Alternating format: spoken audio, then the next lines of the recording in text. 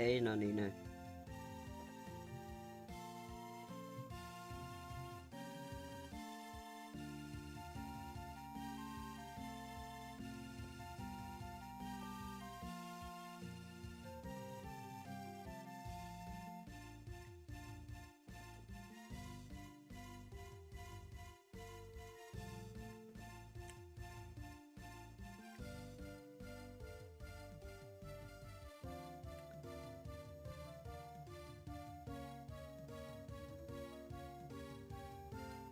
English or Spanish?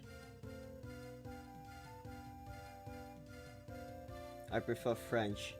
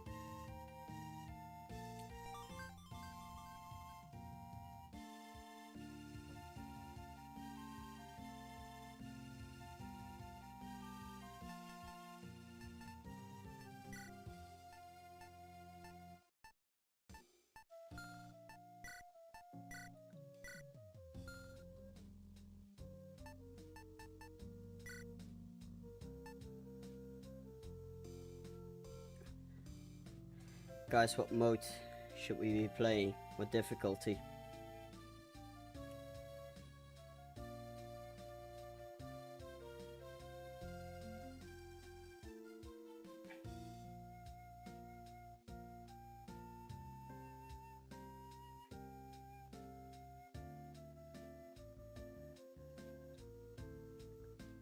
What's up, what's up? People are coming in.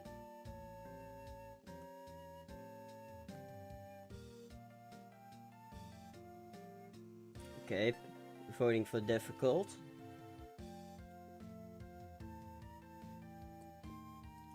First time Archer demo, welcome. For a bit of information for you, I'm going to be testing out my ROM hack. Playtesting a few chapters if I can. Won't be going too much over the story because I'm still in the process of writing a lot. It's mostly gameplay I'll be testing. I will be going over some of the story moments I am satisfied enough with. I've shown off this hack once before, or actually twice, I'm kinda lying. I've had another YouTuber feature it on his stream, and the second time was at the end of my FE8 Iron Man stream, the first one. Since then, I've updated it quite a bit. So, yeah. I think we'll just be jumping right in. I've already erased one of my save datas. So let's just start right off with chapter 1.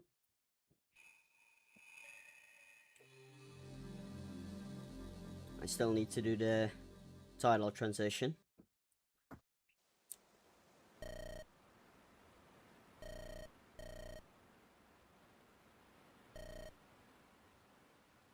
I won't be voicing these scenes, mostly because I'm a terrible voice actor. That said, I will be showing off some of this dialogue because I am quite satisfied with this, at least for the first chapter. So I will be showing off some of the dialogue. I won't be reading it out loud because I lack the confidence in my own voice acting capabilities. And I refuse to do female voices at the moment.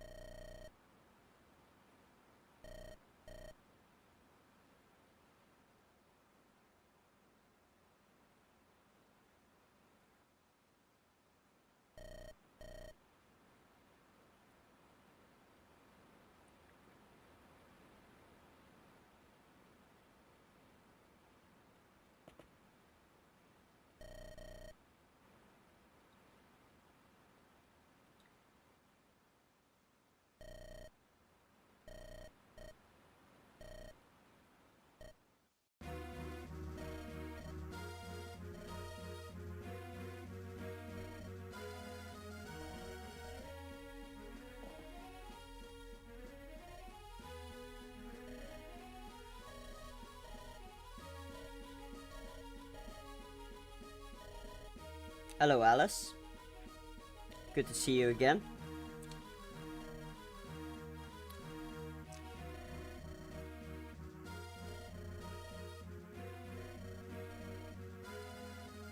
What's up, Aries?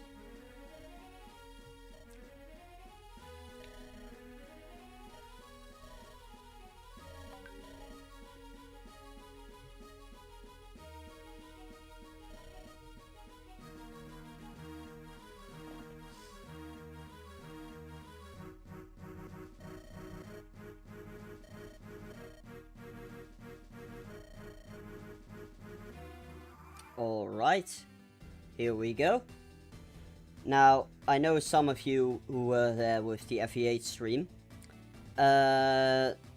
They've seen the first turn of this chapter already. I did update the background music a little bit. Other than that, I haven't really adjusted this first chapter. I did update Isaac's animations. As for everyone who hasn't seen this before, well, this is my own creation. I do have some community sprites because I'm not the best artist. Most of the portraits I have drawn / spliced myself. Actually, this one is one of my earlier portraits, who's clearly a Gilliam splice, but I am quite satisfied with him. As for the others, I think they look quite fine. Let's go over our starting crew right now. Thank you for sharing, Alice. Thank you so much. So let's go over. This is our MC, one of our MCs at least. This hack has 2 main characters. The other one will first appear in chapter 2. This is Hannah. She's a oracle, which is essentially a bard, so like a dancer. She doesn't have any weaponry, and her main ability is to refresh other units, to basically play for them once they've done their action. Here's our commander. This is Isaac. He's sort of like a Jagan-esque unit. He has 2 leadership stars as well, which means he'll give a passive bonus.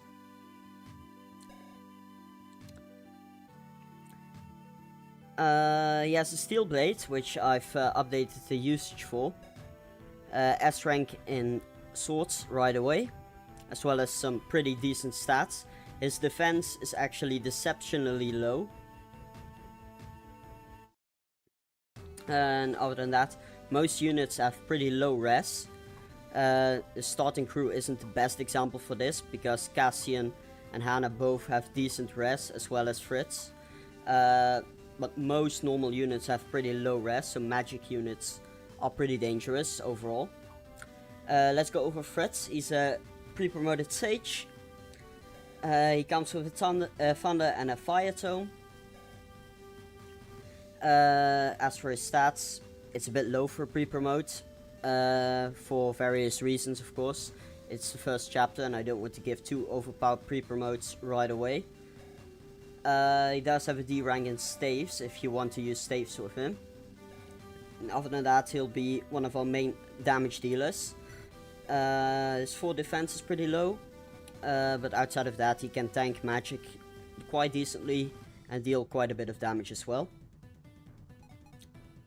Let's go to Darius. Darius is our real Jaken, quote unquote.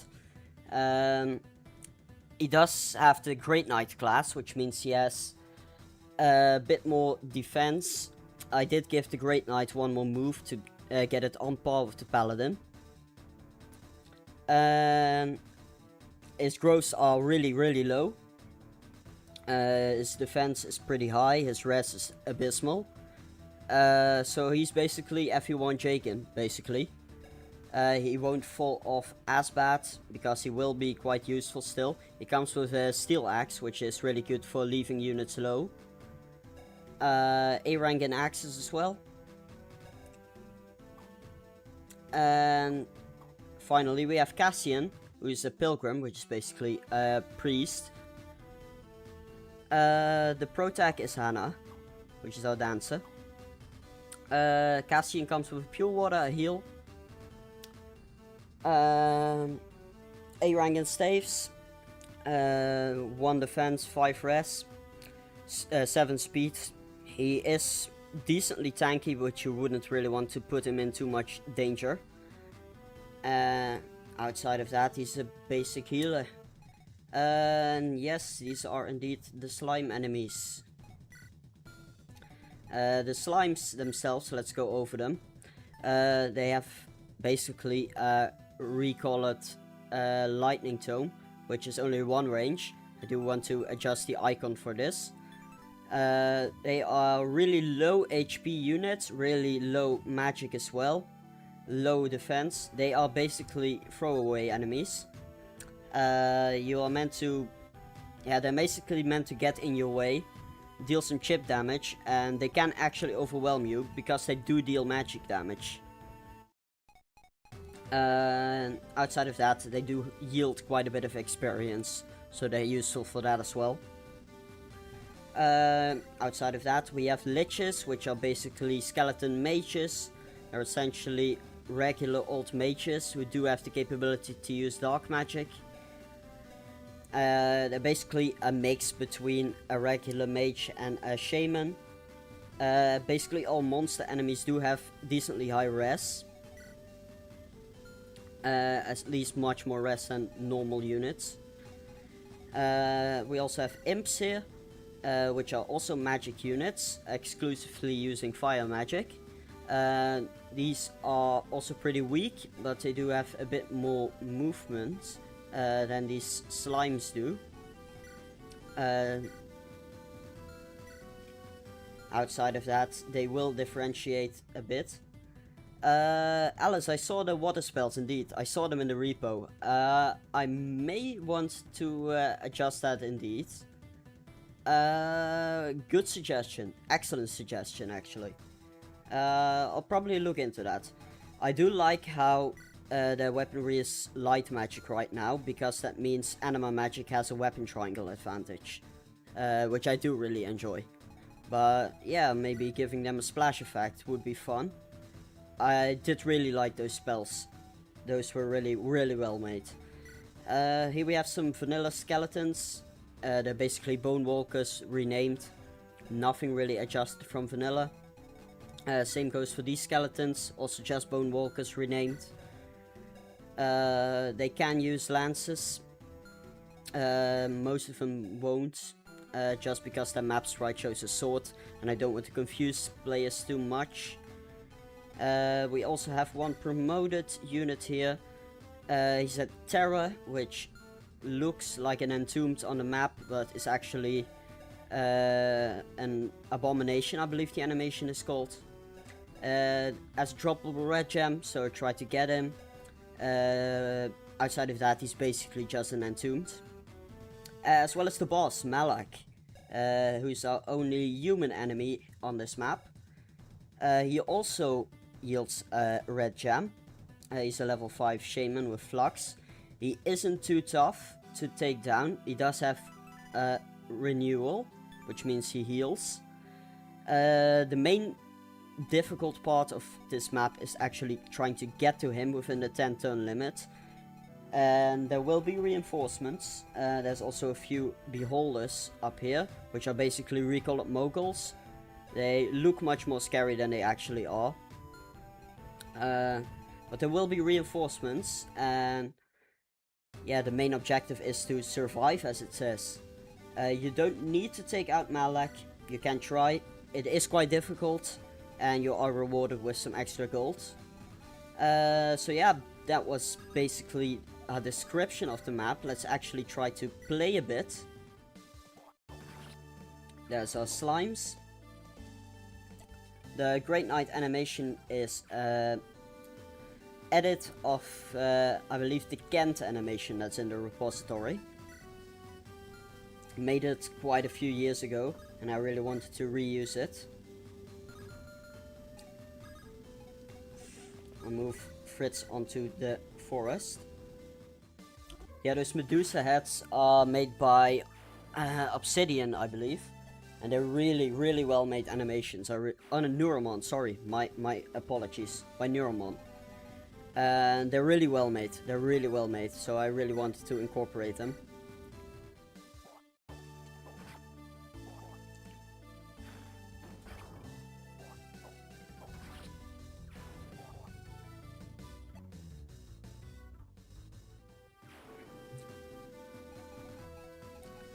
Okay, let's dance. I guess for... Actually, I'll probably dance for Darius.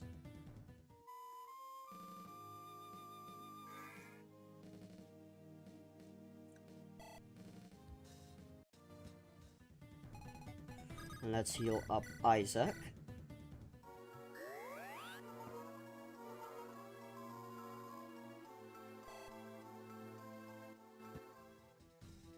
Yeah, I understand that survive is a little strange for the first chapter.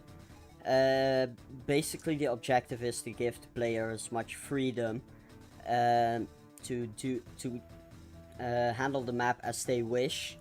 The other reason is that it really fits my story that I wanted to tell.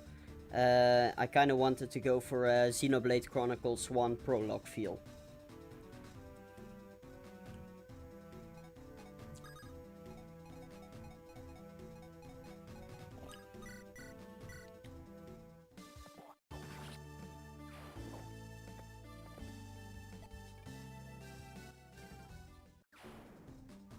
Okay, enemy phase, let's go.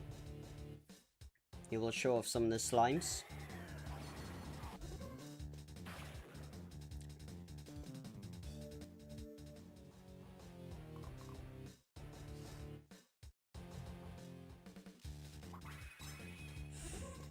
I could reduce the turn limit to 7. The only problem is then it becomes really impossible to reach the boss. And by the way, killing the boss actually ends the map early. It becomes basically impossible if you have less turns to your ability.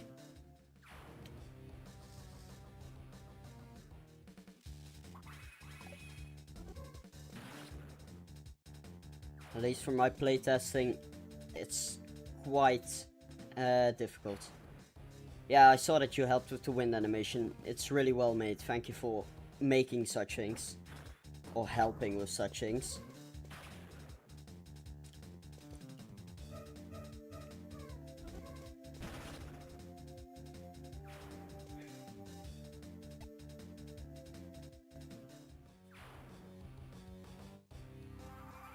Okay, there's a few of our first reinforcements.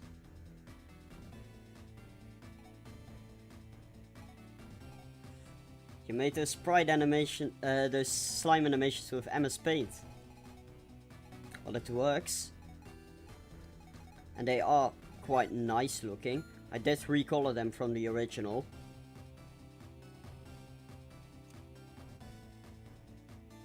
You just scripted it.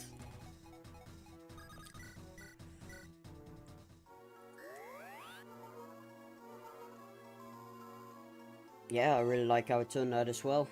Looks really good.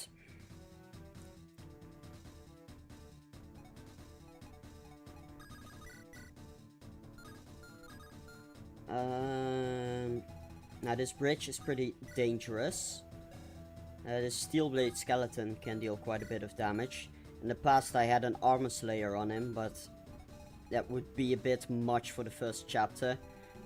Because once you have Isaac in range, he's basically as good as that if multiple units jump him.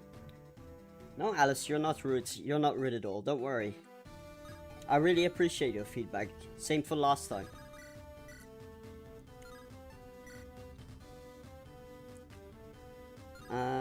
Let's see. I'll probably move in Isaac.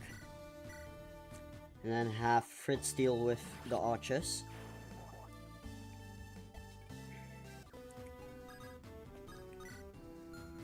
I'll probably go for the thunder. And I'll probably just move Darius onto the forest. And Hannah also has a few skills. The other units don't. She has Imbue, which means she heals equal to her magic stat at the start of each turn. So basically, if she's hit, she will heal a bit back on the next turn. As well as Inspiration, which lets allies deal 2 more damage and take 2 less damage. So that's quite useful. So if you can, move within range of your player units to give them a little bit of a boost.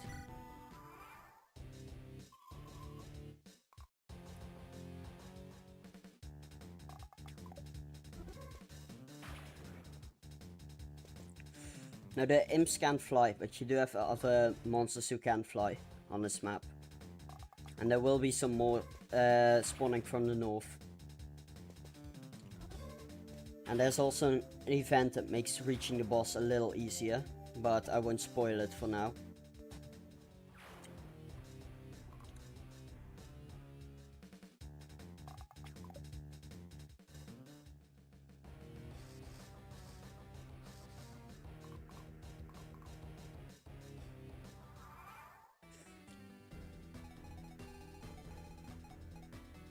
These guys really aren't too scary. This is hard mode. My chat unanimously voted for me to playtest on hard mode.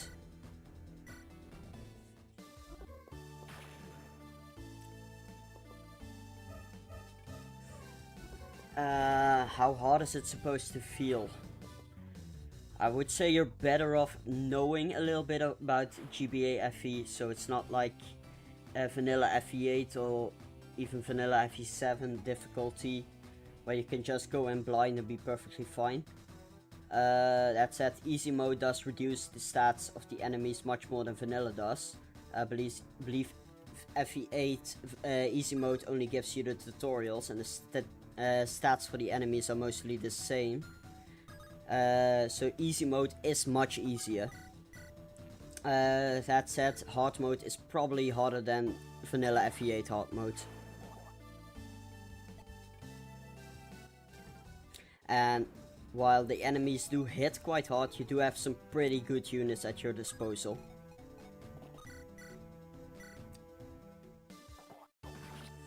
And for this first chapter we do have quite a lot of pre-promotes. For the next chapter, I'll just spoil it right away. You'll have access to much more unpromoted units. This is more so to serve as a prologue. I could have named it prologue, but I didn't want to. Oh, Alice, I just answered your question.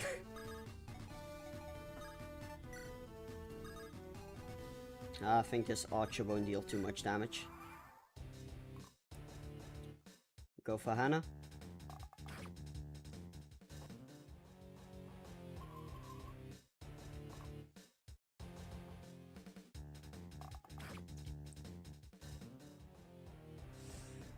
And like I said, this is supposed to have like a Xenoblade Chronicles 1 feeling. Like a prologue. Okay, that's the Steel Blade. The Steel Blade does deal quite a bit of damage.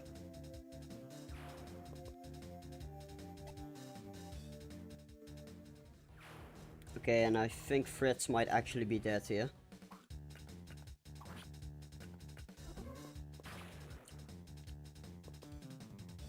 Okay, he isn't.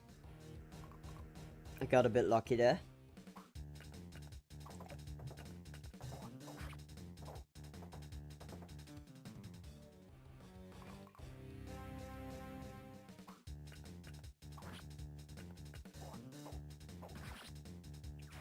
Yeah, I always play GBA games with the GBA filter. I really like the colors on that.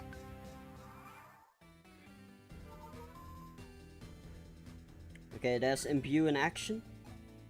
If I leave her be, she'll be fully healed for the next turn. Now I do really need to heal up Fritz.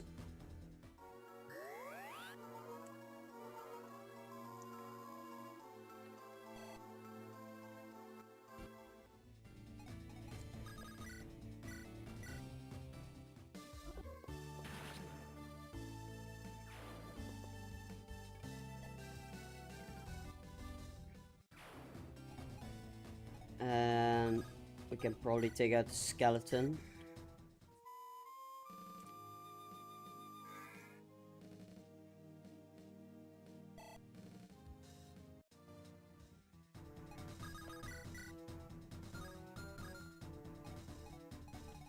Now the question is, do we move forward from the bridge and risk dealing with these guys? Probably isn't too smart. As I said, even our pre-promoted units aren't too resistant.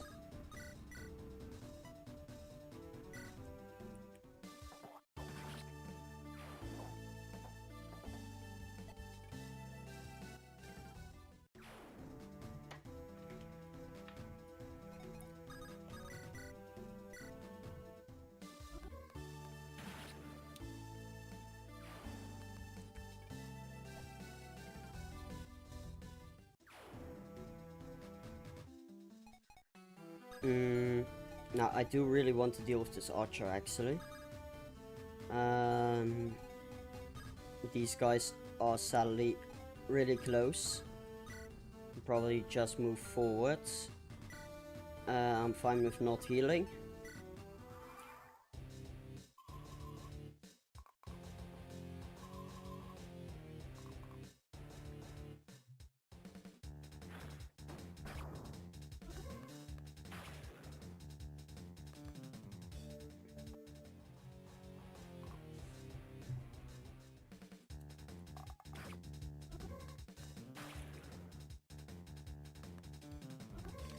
It's the sound a bit low. Oh yeah, it's the overall sound probably. Yeah, I'll need to check if I can fix that, but it's a reoccurring problem with my overall streams. My microphone is at max volume, so if I up the game volume, which I can do a little bit, I guess, if I do it too much, it'll blur out my own voice.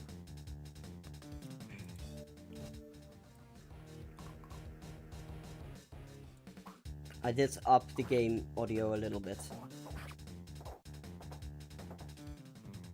No, if they have pretty low growth, it is red, so it is an indication for that. And yes, the anima triangle does exist.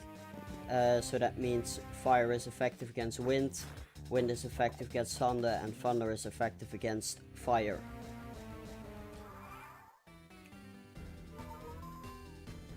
Okay, Hannah's back to full. We're on turn 5 now. And this guy is getting a little bit closer.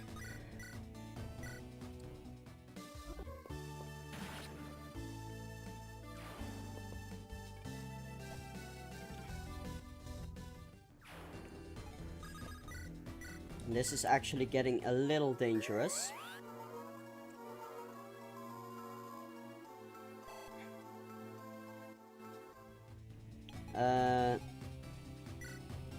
And yeah, these are low growths.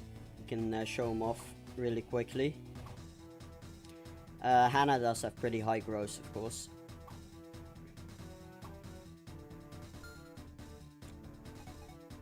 It's mostly Darius and Isaac who both fill like a Jagan role. So that's why their growths are really low, comparatively.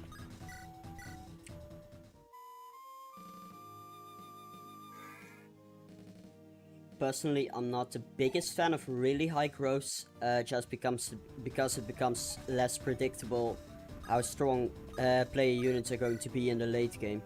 If growths are overall lower, it means you can predict how strong the player units are going to be much better and prepare the challenges accordingly, so the game doesn't become either too hard or too easy.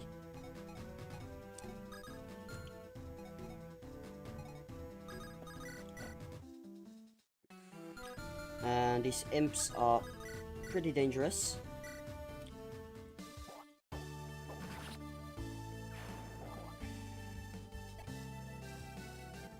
And I might actually want to let them attack Hannah. It won't deal too much damage because her res is pretty decent.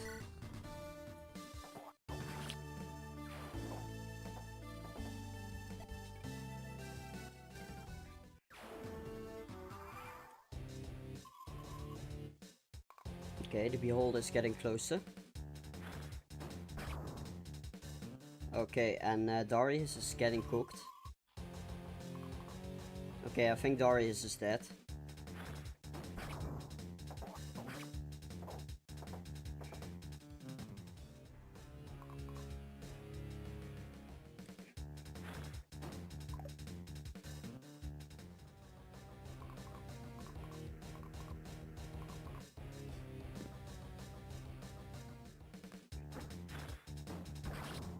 Yeah, there goes Darius.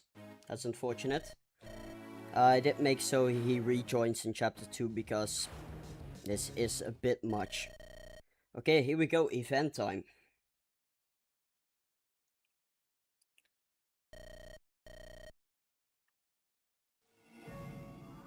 Yep.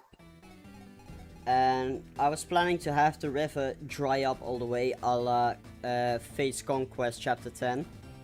But that's a bit much, so I just made a little opening here. You can use this to get to Malak a bit quicker. Alternatively, this fiend can reach you now. He doesn't move towards you, but he does move if you're in range.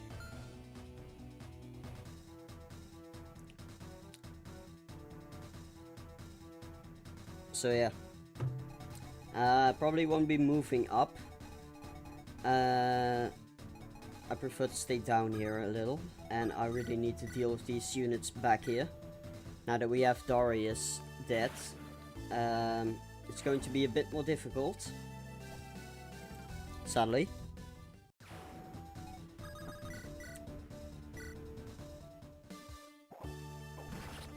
Okay, there we go, crit.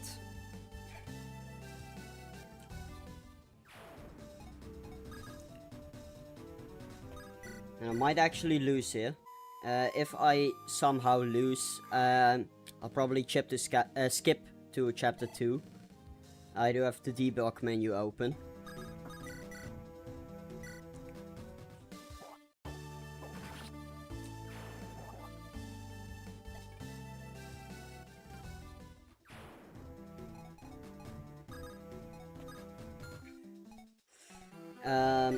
One thing I forgot to use, which can be quite useful on this map, is that Cassian has free use pure water, which you can give to the likes of Isaac and Darius to up their survivability a little bit.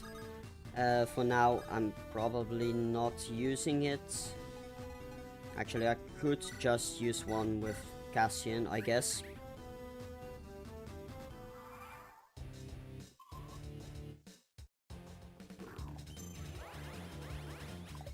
Okay, that's the beholder. Yeah, they're all ganging up on Hannah. I'm probably losing.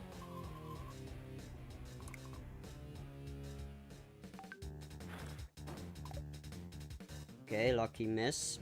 But I think the skeleton can still reach. Yeah, it would be cool if the fiend started moving, but maybe a bit much. I did think of that, but it's a bit difficult. This map isn't too easy in general. Okay. Okay, that's a game over, sadly.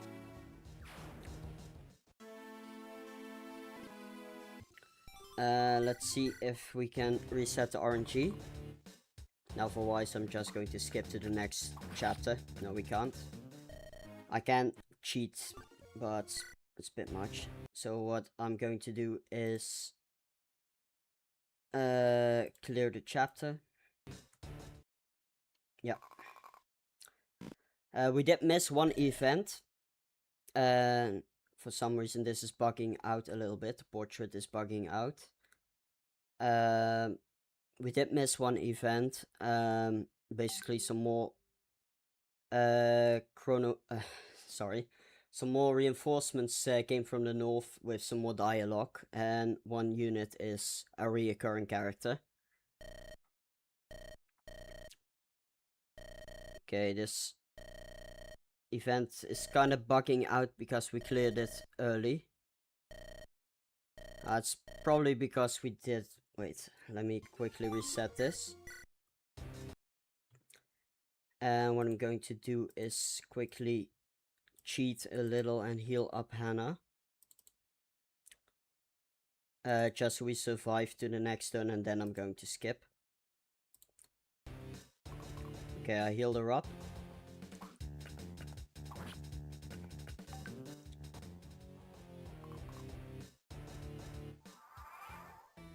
Okay.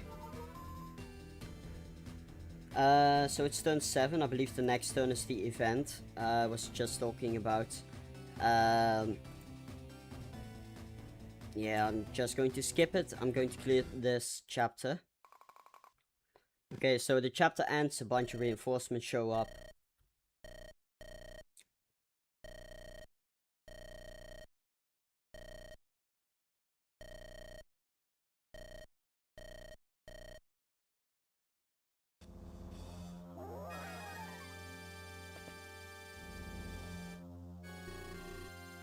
Here we go, villain time, villain time.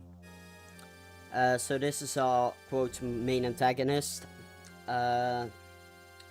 He'll be introducing himself shortly. So let's continue on.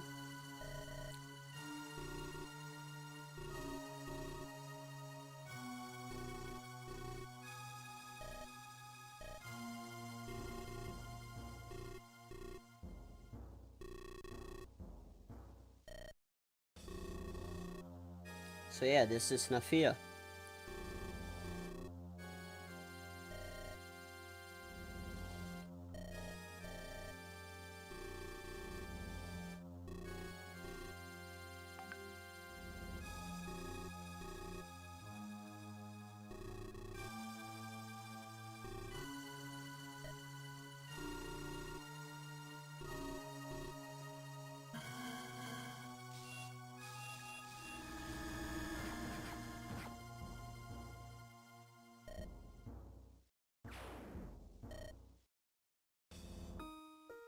There we go. Cutscene death. Probably didn't see that coming.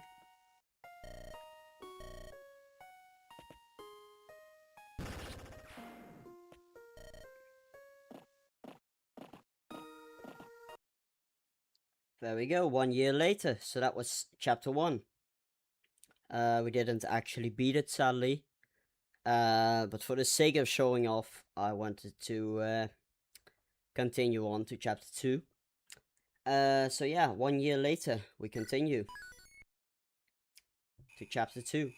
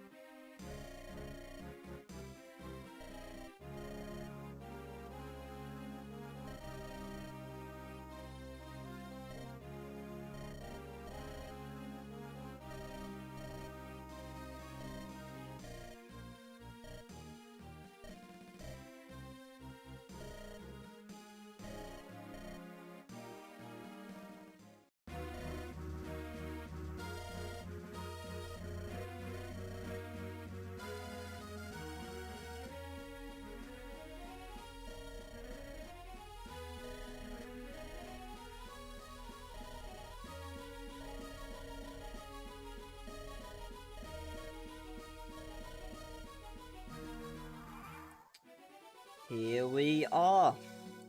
So that was a bit of a long cutscene, but we had to introduce a lot of concepts, a lot of units. So this is the first true chapter of the game. We have a bunch of new units, and this is basically a real chapter 1. Break-in chapter, standard Fire Emblem deal. Here's our boss, Jadar. Steel Sword Mercenary with 1 leadership star.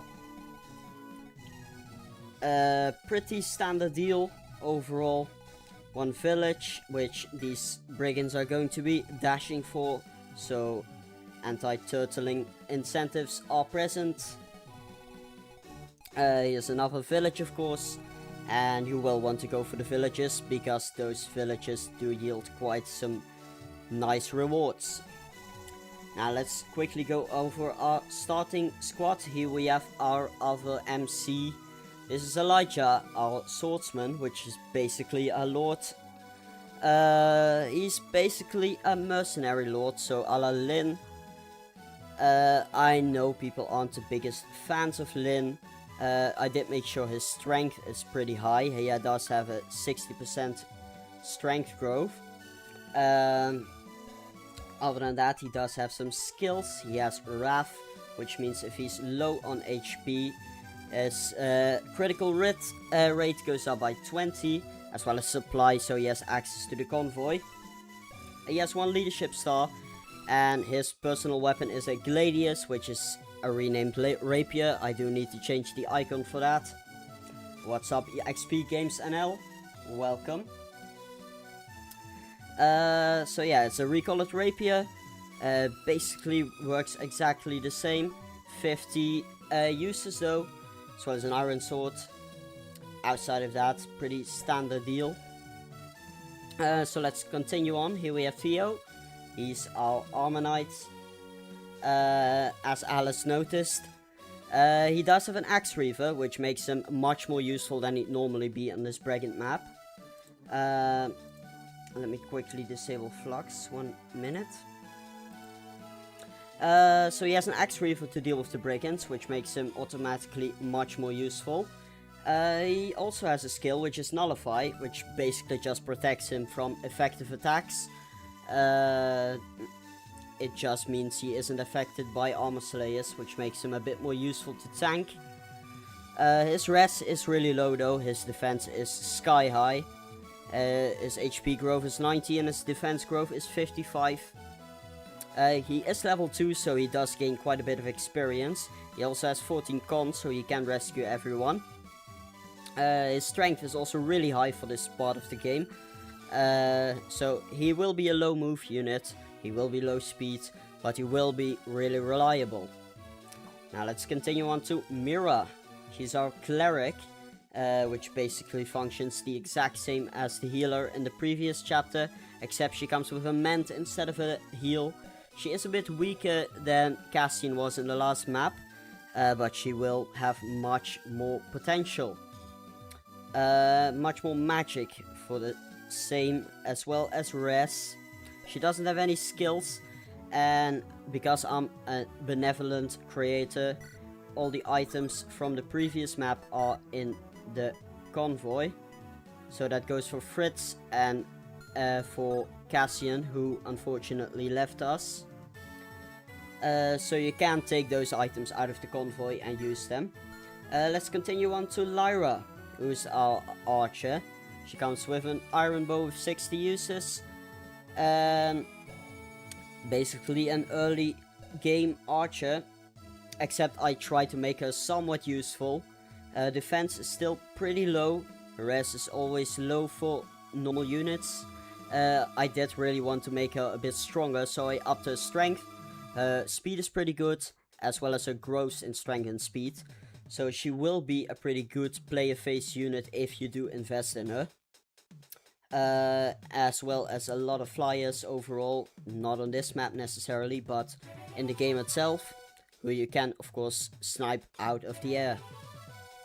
So yeah, that's our starting squad. Here's Darius, he's back once again. Because he died in the last map, I somewhat revived him. He will appear until the first the first prep screen. So if he previously died, he will be revived for this map, but he will die once we get to the prep screen. Basically that. So yeah, as for our enemies, level 1 brigands, standard deal. The archers are going to be a bit annoying. The brigands will march towards the villages. Overall, pretty simple. There will be some surprises in this map. For example, here's a priory, which does not only heal you or give you an avoid bonus, it also has a secondary use in this game. So yeah, this is a defeat boss map, mostly because I think siege maps all the time are really boring. So that's why I made a bit of an adjustment here and made this a defeat boss map. That does mean you don't need to kill the boss. You don't need to kill the boss before having cleared everything, because that ends the map prematurely. The boss itself doesn't have a 1-2 range weapon, so you can, if you really want to, grind a bit with Lyra, but she doesn't deal too much damage, so it's not like it breaks the game. One thing I forgot to mention, Darius is given a silver axe in this chapter, so that means if you want to instantly kill every enemy, you can use the silver axe. If you want to leave him low for your other units to get some extra experience, you can use the steel axe, so it opens your options. Let's move down Elijah and get him a kill.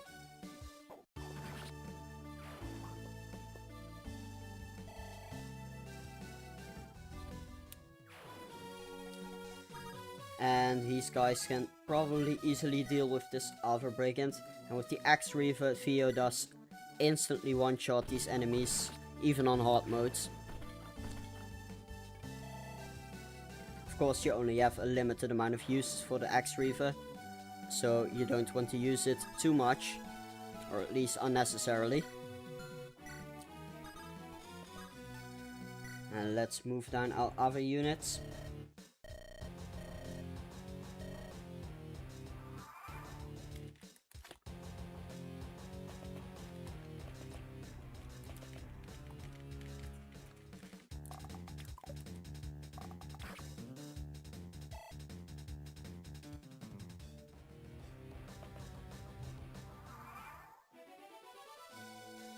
Alright, so there's our second turn.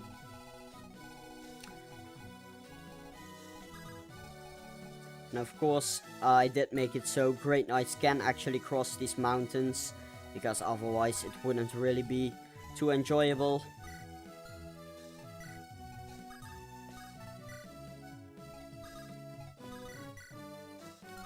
Now, unfortunately, Lyra won't be able to kill this archer right away.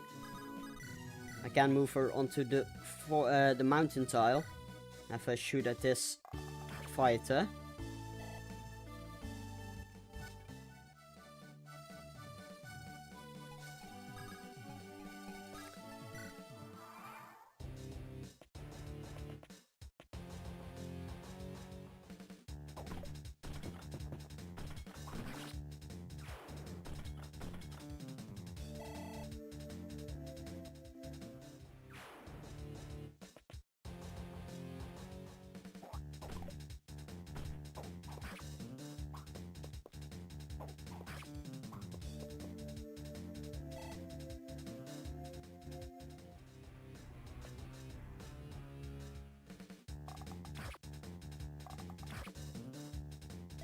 Okay, and unfortunately Lyra doesn't kill.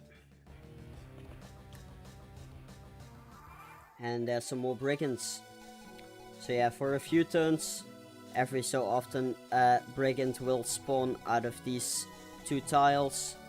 Just to keep up the pace a little bit. And to not reduce all the anti-turtling incentives once you've dealt with the initial wave.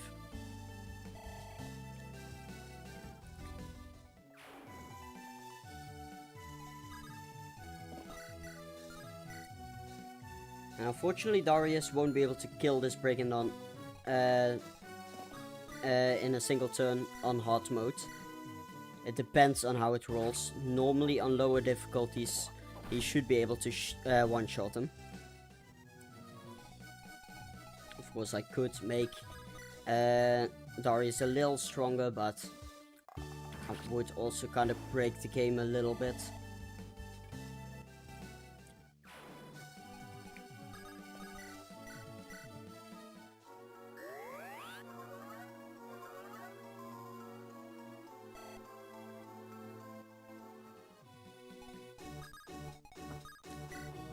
So let's slowly move towards the villages.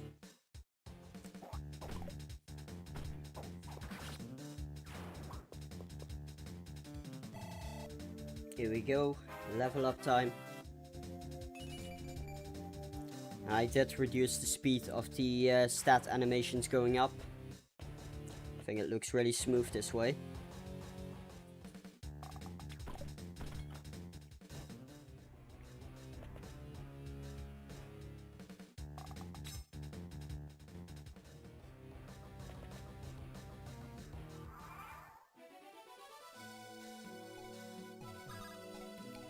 And with the Axe Reaver, Theo can actually kill all of these enemies.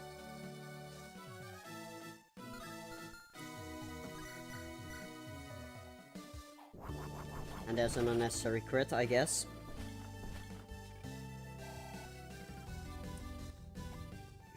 I could introduce hunters, might be fun. I am a bit low on available classes though, but I do know there's some good animations I could use. I agree, that would be some nice variety. I'll keep it in mind.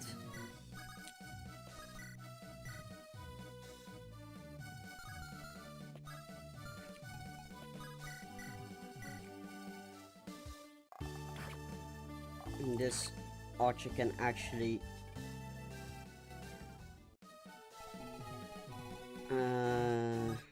yeah, both of them can go for our healer, which is a little unfortunate. We'll probably need to take him out with Darius this way.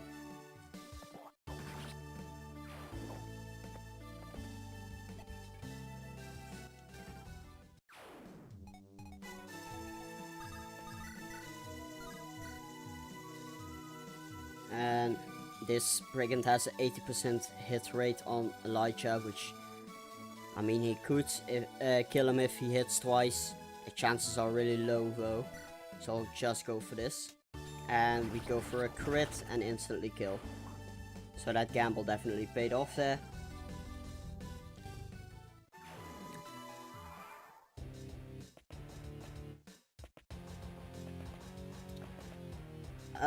To answer your question, XP Games, about some meta info on this hack. How long it's going to be, I don't really know. I have the first, let me quickly check FE Builder. The first 6 chapters as good as finished now.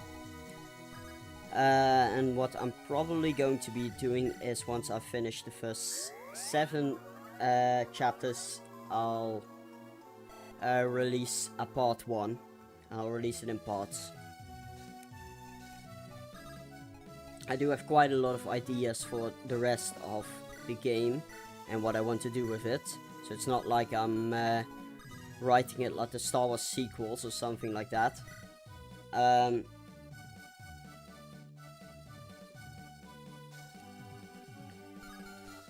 Yeah, I could do a class expansion, you're right. So it's probably not a valid excuse.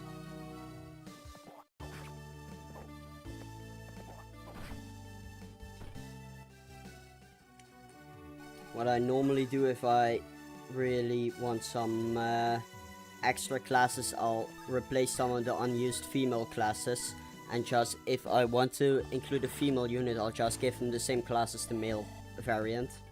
There's no real reason to have too many differences between the male and female variants unless they have specific different animations. For example, like Armor Knights, you can just make the female Armor Knight and male Armor Knight class-wise. It doesn't really make a difference. And you have Armor Knight, General and Great Knight all available to use.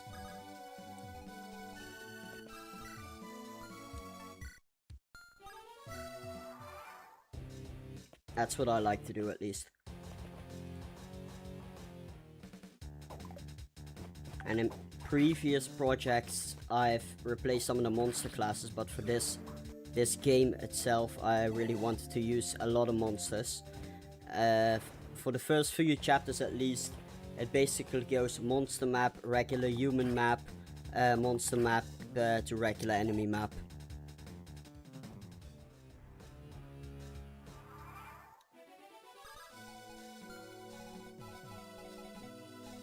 I did give the monsters a lot more variety than vanilla.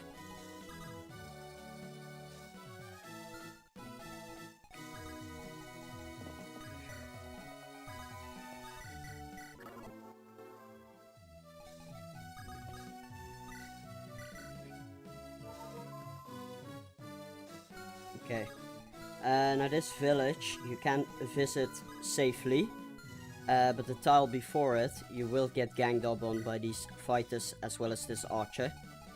Yeah, at the bottom there's the other Cyclops and Bale. I'm leaving a few monster classes free to use in the future. I do have a lot of custom monsters already that weren't featured in the first chapter.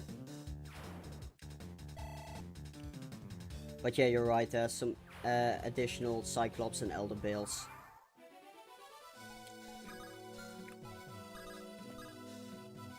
Okay, so let's visit this village now.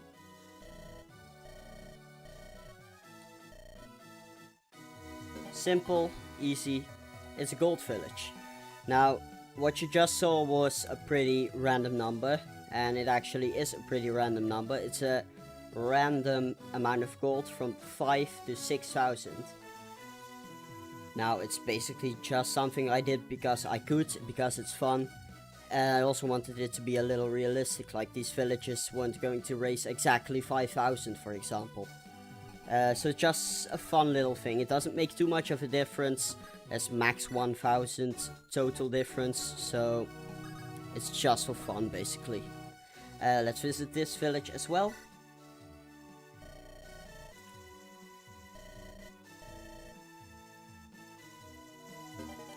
Now that was a bit more of an interesting village. So basically what this villager said was that you could visit the priory and present them the member card. And as any Fire Emblem connoisseur will probably guess, there's a secret shop inside the priory, which you can access. So that's a fun little thing. You can buy some additional weaponry right away. I essentially place priories throughout a few maps, and if you have the member card, you can visit the secret shop within those priories. So it's basically the secret shop feature from Vanilla FE, except it's not exactly secret. Once you see a priory, you know you can access it. Because I honestly believe too many secrets is a bit much.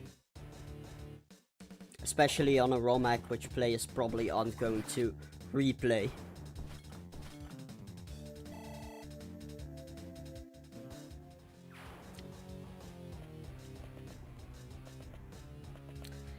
Now one thing I did notice, because Darius is technically considered dead, the enemies don't target him.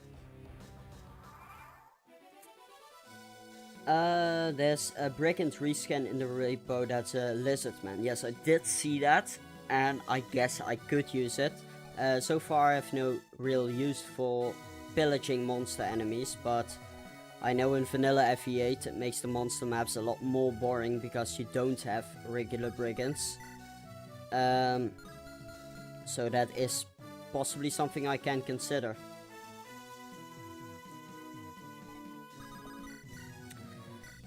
I do really like secrets in my games. I have already implemented a few quote-unquote Easter eggs, but I don't want to spend too much time on things players probably aren't going to see.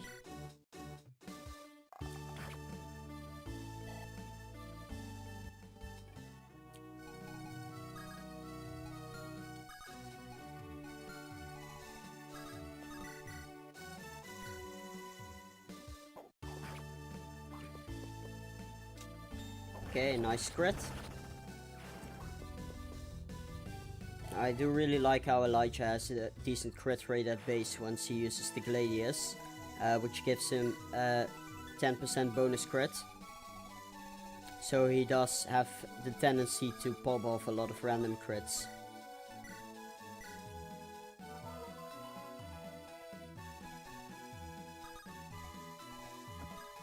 Now, I really like my secrets in video games.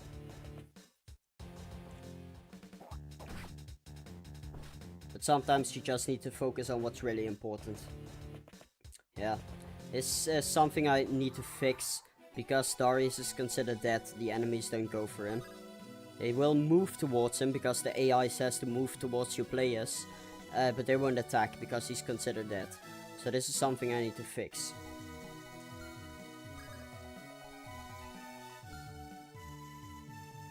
Actually, I'll probably just set him to alive for now, which I can actually do. Here we go. He's set to alive now, so now the enemies actually go for him.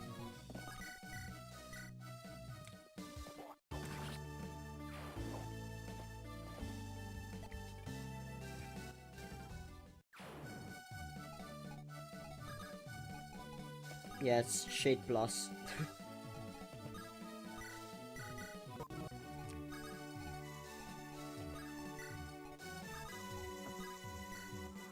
Now approaching the boss, slowly.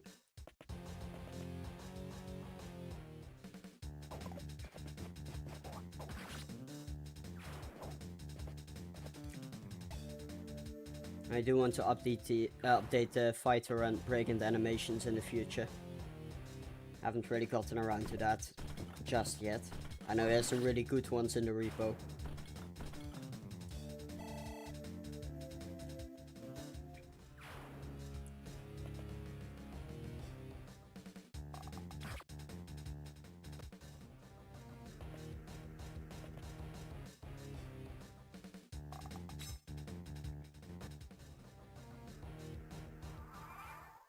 Here we go.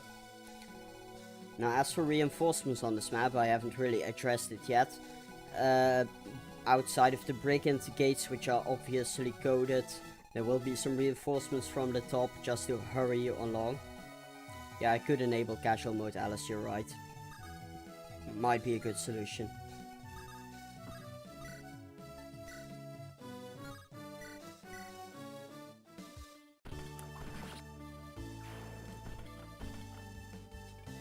I'll probably need to toy around with the casual mode patch, regardless. Because I've already noticed on some future maps, there's a few issues. For the same thing, basically.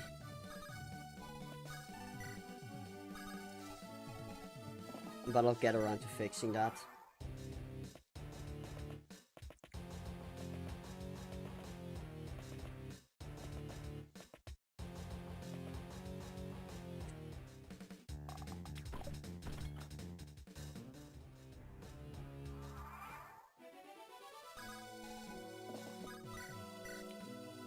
Now we can slowly try to chip away at the boss, but of course, because this is a kill boss map, I do want to show off the priory. I can actually leave this for Elijah.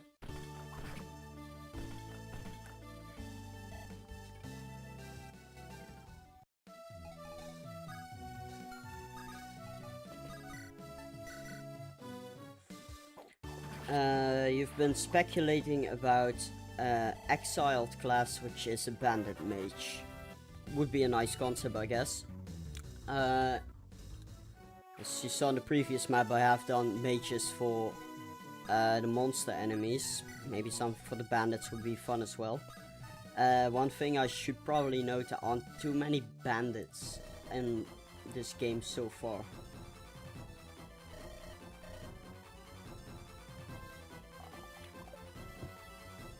Yeah, I'll need to fix the death state in general.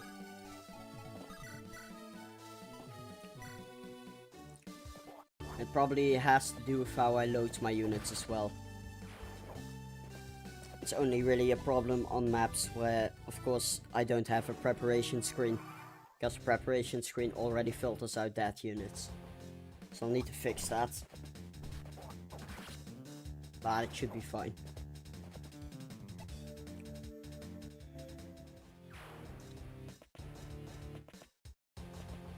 I was actually considering just having casual mode on permanently, because it also allows me to use every unit in the story permanently. So it makes the story a bit more varied, so it's not just Roy and Merlina talking to each other all the time. But, you know, it really lowers the stakes, and I don't want to do that either.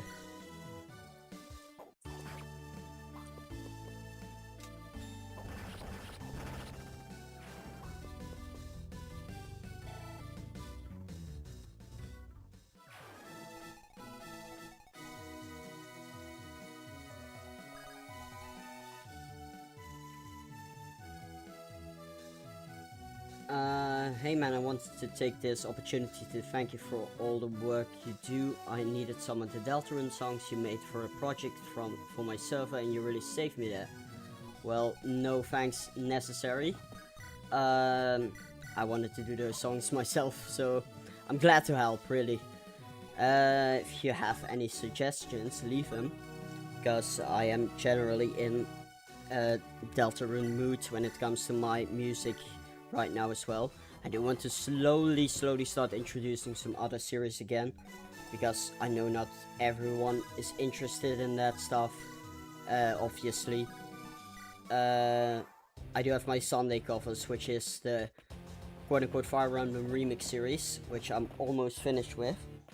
I've been covering songs from FE1 to present, leading up to Fortune's Weave. And last week was Fates. I did title screen music for Fire Emblem Fates, and next week, which is this Sunday, I'm going to be doing Fire Emblem Echoes, which is going to be a very iconic track from that game. So look forward to that.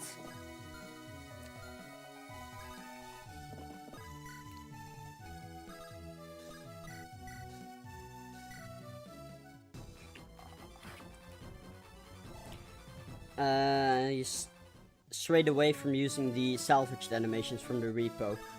I get what you mean. I'm not the biggest fan of for some of them. I do really like the Ammonite animation. The Merc is pretty good as well. But stuff like the Cavaliers and the Paladin, I'm personally also not the biggest fan of, to be honest. They are really good animations though, but I do understand how they can kind of clash with the vanilla aesthetics.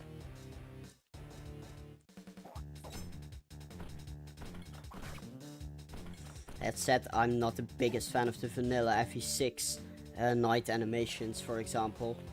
So I'm fine with replacing that. The night animations, for example, they look a bit rough.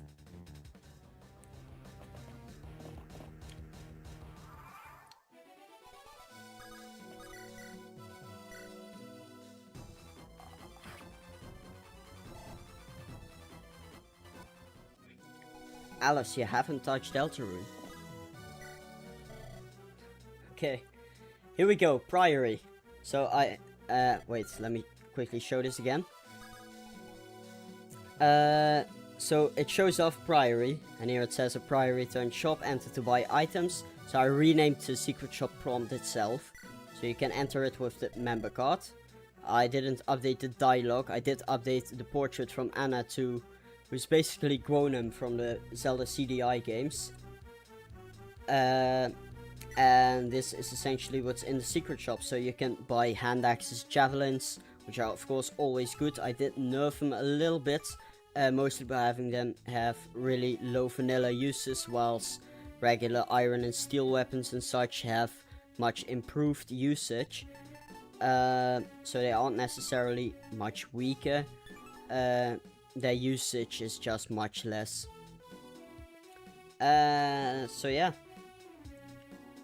The Priory does have a different use, and that's basically functioning as a fort. It gives 15 avoid, and it heals you if you are hurt and stand on it. Now, I don't really need to buy much from here, but I will buy a killing edge, a hand axe, and I do have a heal staff in the convoy, and I'll probably buy a javelin.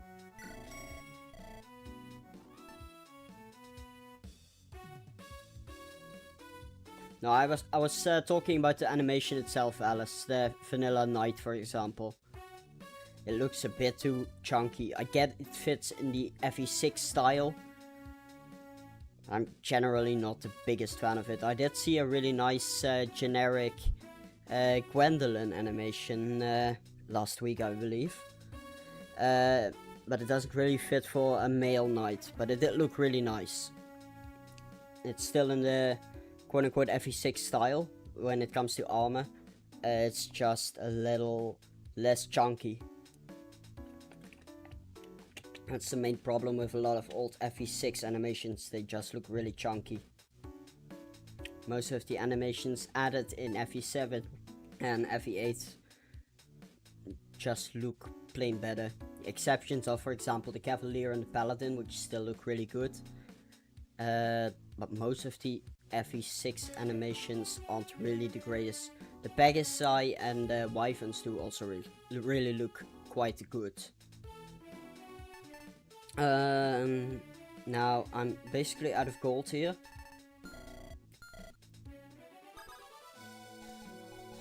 Yeah, the character specific animations, you can repurpose them if they're somewhat recolorable. But I get what you mean. There's many good ones. I already showed off an example. The animation I use for Darius is an animation made for Kent. And I basically edited the shield to look like a more generic shield and less like the crest shown on the FE6 slash FE7 shield. So yeah. Here you go. This is the animation I just talked about. It looks pretty good. But using it for Kent himself, you're going to need a very specific type of hack for that. As for this boss, I'll probably try to enemy phase a little with Elijah.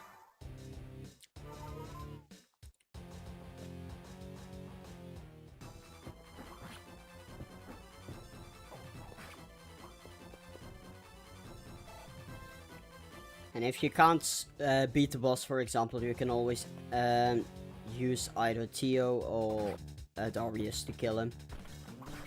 It's not like you're soft locked if you can't somehow beat him with Elijah and Lyra, for example. I do like to give some experience to Elijah, yeah.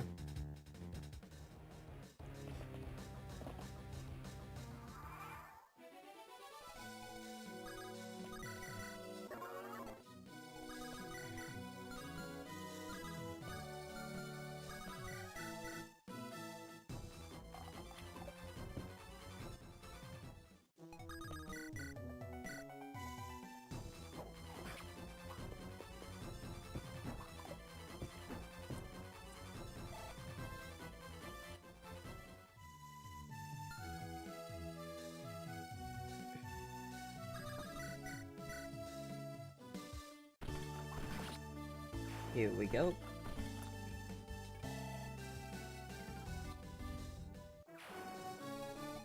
I should probably be able to kill Jadar the next turn.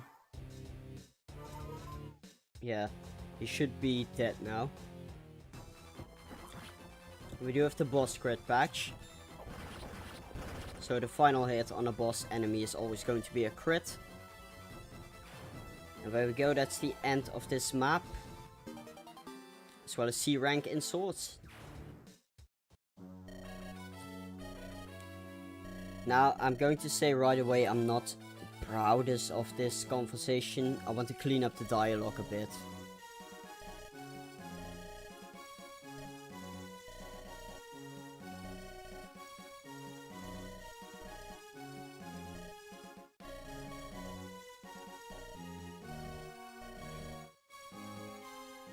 There we go, short and sweet. What I'm going to do is showing off the start of chapter 3 and probably leave it at that. I do want to show off chapter 3. The starting event, I do need to adjust a little bit, but it's mostly finished. So yeah, the position of these units I need to adjust mostly.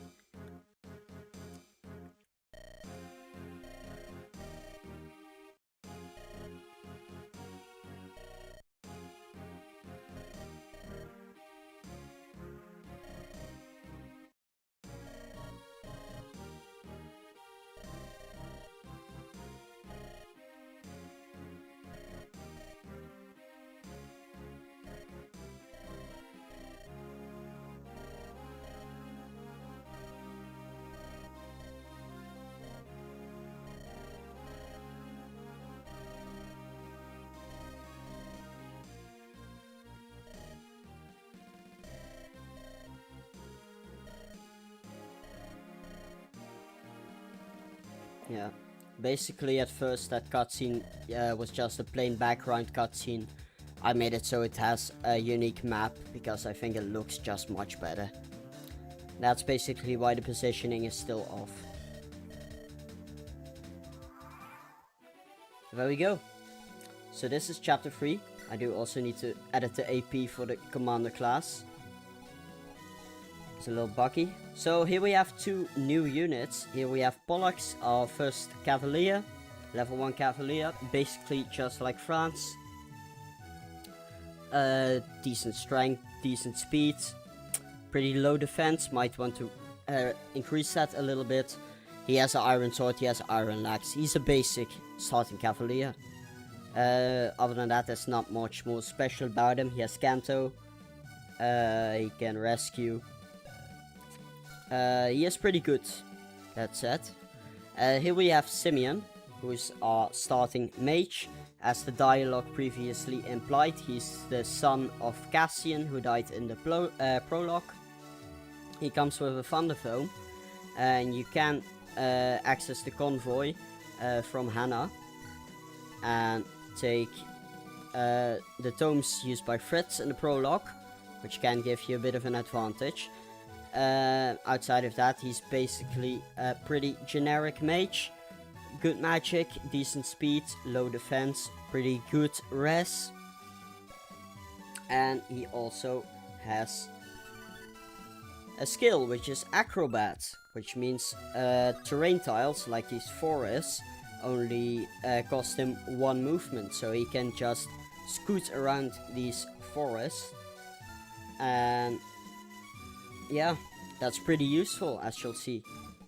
And outside of that, another monster map. These enemies generally aren't too threatening. It is a round map. The main boss of this map is Belisar, who is right here. He also has renewal, just like the boss from the first chapter. He has a javelin, so he can attack at 1-2 range, but he won't move. He's stuck on a fort. Here we have a village. We have some longbow skeletons right here. One is droppable and one is not. As you'll see, they won't be too dangerous. You can take them out quite quickly, as you can see. Here we go, a crit. Now, we do only have 4 units for now, but as you'll see, that changes shortly.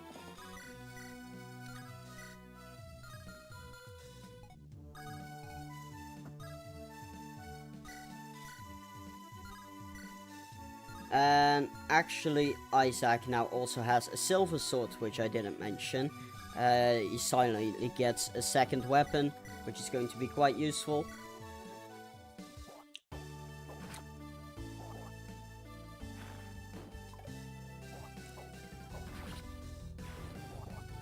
My main goal of that was to show that at least a year has passed, and he's not exactly the same as he was previously. Which doesn't really make a lot of sense.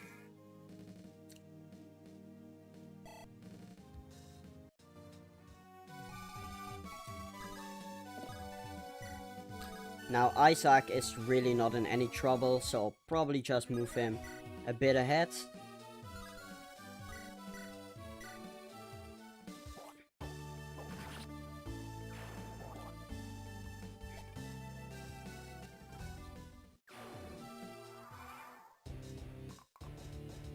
The skeleton will go for Hannah, but that's no trouble at all. She'll heal on the next turn.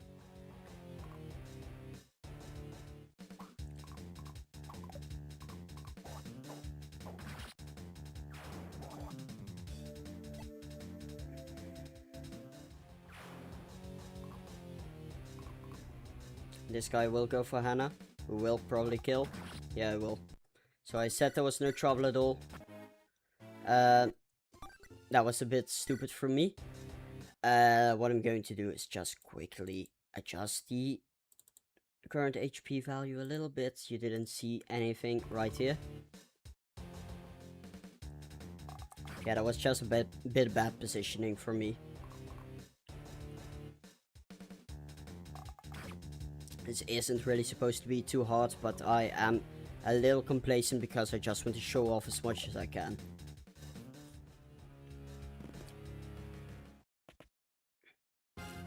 And here we go, here's the rest of our crew. As well as the first showcase of this game's recruitment team.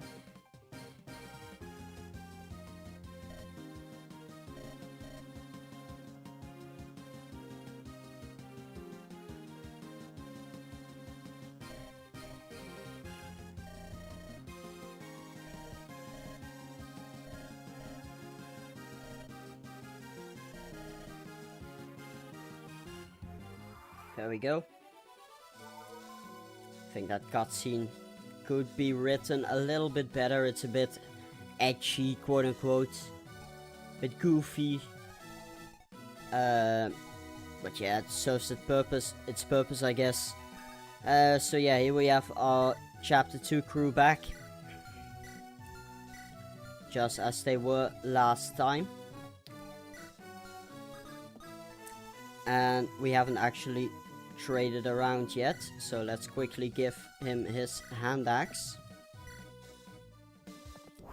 And there we go, unnecessary crit.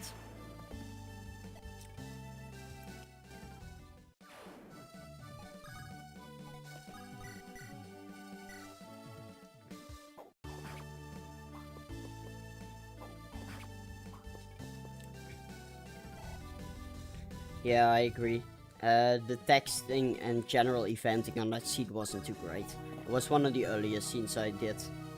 I do have the text engine rework installed. But honestly, I often forget to actually use it, to be honest. TBH. It's a bit dumb of me, but yeah. I should use it more often. Main thing is that I installed it a bit late into development, and it's a real hassle to go back, to be honest. That's my main gripe. I did use it with the previous hack I released quite well, in my opinion. But yeah, you really need to take it into account when writing. But I'll probably use it a bit more, you're right. I really should.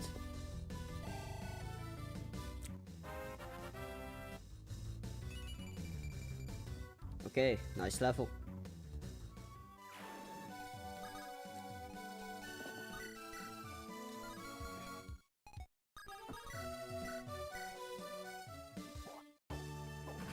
Yeah, I do use the different textbook pitches.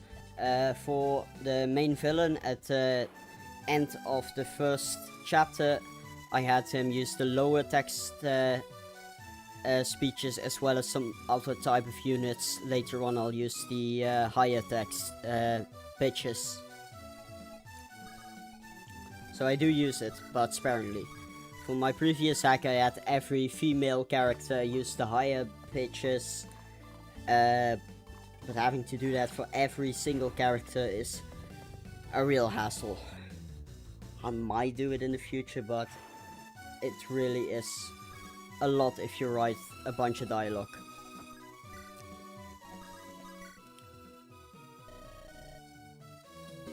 Okay, I kind of skipped that scene, but it wasn't too important anyway.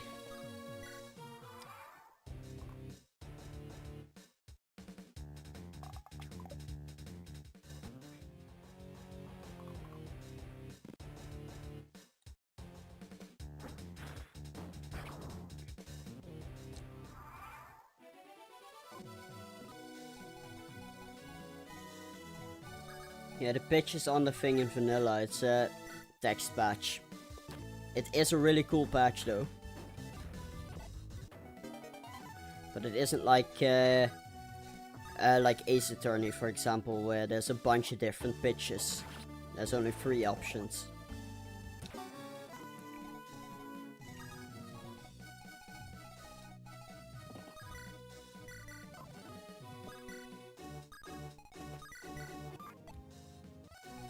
I will be using a bit more speed up just because I want to show off the end of this map. There isn't too much going on in the map itself. It's mostly there to get some experience, to get every unit united, as well as to show off them a bit.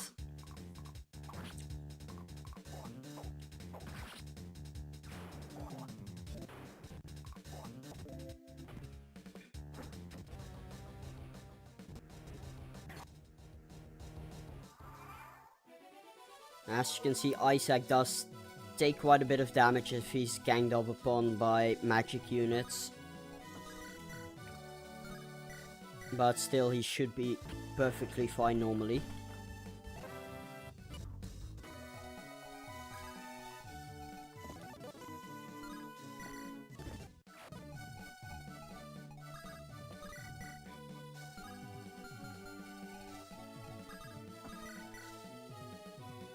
This is actually a bit annoying.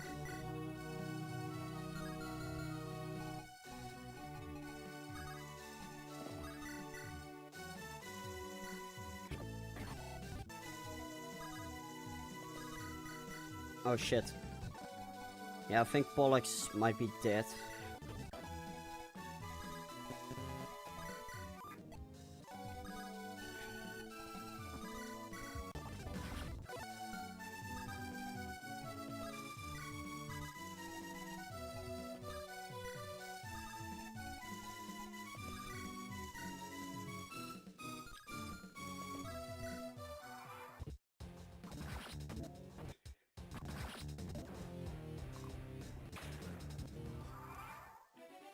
Okay, I guess they went for Isaac.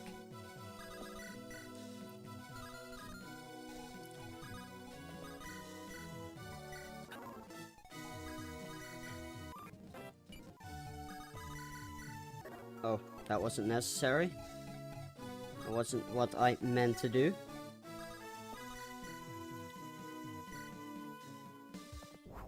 Okay, nice crit. That mage was pretty dangerous overall.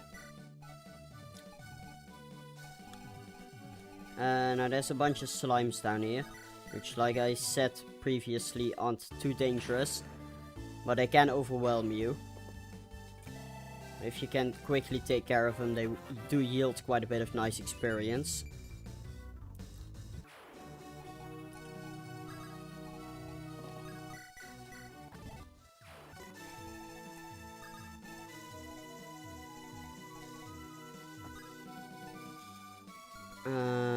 Let's see if this guy can reach. No.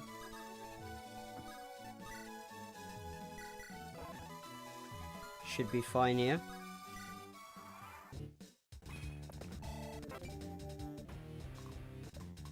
Okay, perfect. Now, as for this boss, this is also the first time the near victory theme plays. The boss itself can be easily taken out by one of your strong units. It's more fun to use someone like Simeon, who's a mage of course, and easily deals with an armor knight.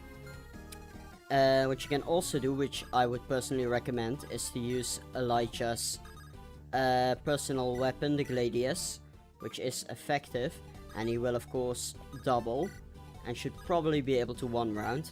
And he also has a unique conversation with this enemy, so that's something I do want to show off. As you can see, he will one round as long as he hits, of course.